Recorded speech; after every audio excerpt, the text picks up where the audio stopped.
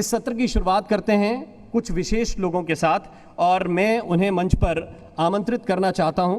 मैं आवाज़ देना चाहता हूं सुरेश पावा साहब को, हमारे बीच हैं।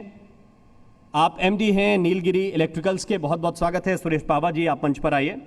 हमारे साथ इस वक्त वी मार्क इंडिया लिमिटेड के चेयरमैन और एमडी विकास गर्ग साहब हैं। विकास गर्ग जी, आपका भी बहुत बहुत स्वागत एक बार फिर से।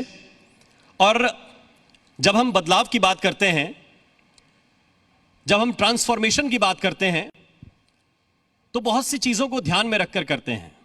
मेरा पहला सवाल पावा साहब आपसे है और प्रश्न यह है कि जिस इंडस्ट्री में आप अभी हैं, बीच में कोरोना का फेस भी गुजरा है, बहुत सी कठिनाइयां हर इंडस्ट्री के सामने आई।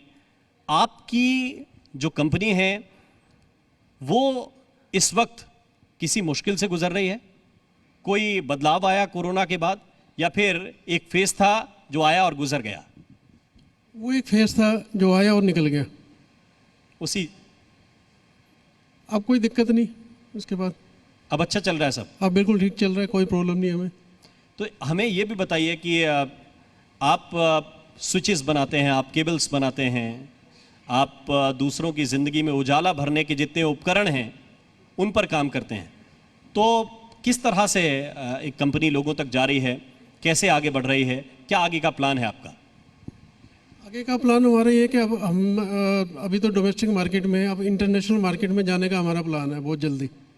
उसके ऊपर हम वर्क कर ही रहे हैं फिलहाल। तो आप लोग तालियां बजा सकते हैं अगर किसी का संकल्प इस तरह का है कि वो सिर्फ एक लाइन में ये बता सकता है कि अभी तो हम घर पे हैं, अब बाहर निकलेंगे, सरहदें तोड़ेंगे, कुछ करके दिखाएंगे। कुछ करके दिखाएंगे। तो यही संकल्प है। आप लोगों में से कोई अगर बाहर निकलकर ये संकल्प शक्ति रखता है तो वही एक बदलाव का प्रतीक है। और उसी ट्रांसफॉर्मेशन की हम बात कर रहे हैं कि अभी तक आप जिस सर्कल में थे, क्या आप उसको तोड़कर आगे बढ़ना चाहते हैं? क्या वो इच्छा शक्ति है? क्या काम कर रहे हैं आप? पता है।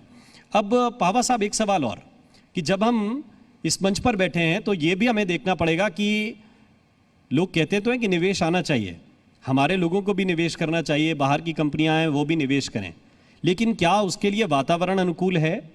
क्या उसके लिए व्यवस्थाएं अनुकूल हैं? क्या अधिकारी आप लोगों को परेशान करते हैं? जो भी एक बिजनेसमैन को चाहिए अपने बिजनेस को चलाने के लिए, वो सुविधाएं आपको उत्तराखंड में मिल रही हैं? बिल्कुल, उत्तराखंड में सभी तरह की वो सुविधाएं मिल रही हैं जो एक बिजनेसमैन को चाहिए। किसी चीज़ की कोई प्रॉब्लम नहीं, किसी मतलब कोई इंस्पेक्टर आज नहीं यहाँ पे। हर तरह की फैसिलिटीज़ हमें मिलती हैं यहाँ पे। कोई इलेक्ट्रिसिटी कोई प्रॉब्लम नहीं है, 24 आवर्स इलेक्ट्रिसिटी हमें मिलती है। ठीक, ये तो ये हुआ कि आपको मिल रही हैं। कुछ सुझाव आपके सरकार को हैं, क्योंकि बेहतरी की गुंजाइश तो हमेशा रहती है। कुछ लग रहा है कि कुछ चीज़ें जो खटकती हों, कोई चीज़ जो परेशान करती हो, और बेहतर हो सकता है? हम ये चाहते हैं कि जैसे हम पहले हमें एक्साइज में कुछ बेनिफिट मिलता था, अब जीएसटी में हमें कुछ बेनिफिट मिलना चाहिए उत्तराखंड के इंडस्ट्री को। बेनिफिट मिलना चाहिए टैक्स को लेकर, क्योंकि आप कमाएं तो भी चुकाएं, और जो पूरी आय हो उस पर तो चुकाएं अलग से।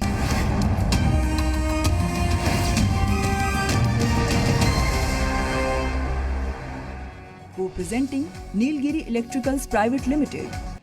जीएसटी इशू है, लेकिन मौजूदा गवर्नमेंट तो कह रही है कि जीएसटी व्यापारियों के लिए अच्छी है, उन्हें चीज़ें इजी हो गई। ये इस सवाल को मैं पावा साहब आपके पास लाना चाहता हूँ। जीएसटी से समस्या है या कुछ विशेष इंडस्ट्रीज में समस्या है? जीएसटी से ऐसी कोई समस्या तो नहीं है, मैं तो नहीं समझता कुछ समस्या आ रही है हमें कोई जीएसटी से। समय पे भरिए, हाँ कोई दिक्कत, समय पे जारी है, कोई दिक्कत नहीं। कुछ और सरलीकरण होना चाहिए या ठीक है अभी? कुछ और सर, हमारा तो हम 28% हो जाए तो ज़्यादा बेटर है। हम 28% पे परचेज करते हैं और हमें 5% पे देना पड़ता है, तो हमें भरने की ज़रूरत नहीं। हमारा 23% गवर्नमेंट के पास चला जाता है पहले से ही पहले। तो हम तो उल्टा मैं थोड़ा सा बताता हूँ। जो जीएसटी में जो प्रॉब्लम है मेन उन प्रोडक्ट को है जिनका इनपुट ज़्यादा है और आउटपुट कम है। मान लीजिए इनपुट वो 18 में कर रहे हैं और उनको सेल प्रोडक्ट जो करना है वो 12% पे करना है, तो उनका 6% हमेशा गवर्नमेंट के पास क्लब होता रहता है। वो एक प्रॉब्लम है, उससे लिक्विडिटी क्रंच बढ़ता है यूनिट का। और वो तो बता रहे हैं कि 23% जा रहा है आपका, 28% में खरीद रहे हैं, तो इसकी दिशा में सोचना चाहिए। उनको शायद रिफंड लेना पड़ता है, रिफंड लेना पड़ता होगा ना, जी रिफंड बहुत मुश्किल से वो मिलता बहुत है। मुश्किल से मिलता है। रिफंड लेने में उसमें कठिनाई थोड़ा होती है। सा वो इजी होना चाहिए रिफंड पॉलिसी। रिफंड पॉलिसी, एक चीज़ तो आई पावा साहब की तरफ से कम कह रहे हैं कि रिफंड पॉलिसी होनी चाहिए।